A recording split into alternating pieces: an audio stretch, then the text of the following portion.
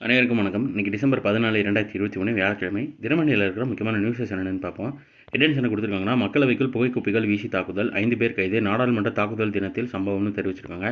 உயர்நிலை விசாரணைக்கு உத்தரவுன்னு மக்களவைத் தலைவர் ஓம் பிர்லா உத்தரவிட்டார்னு தெரிவிச்சிருக்காங்க.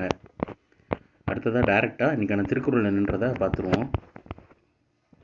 கருவியும் காலமும் செய்கையும் செய்யும் அறிவினையும் மாண்டது அமைச்சு. செயலுக்கு உரிய கருவியும் ஏற்ற காலமும் செய்யும் வகையும் செய்யப்படும் அரிய செயலும்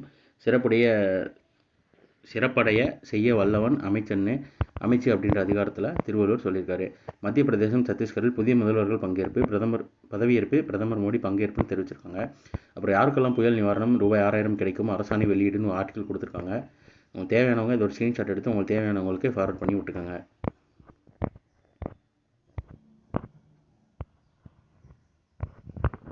அடுத்ததாக புதைப்படிம எரிபொருள் பயன்பாடு குறைப்பு, அதாவது ஃபாசில் ஃபியூயல்னு சொல்லுவாங்க.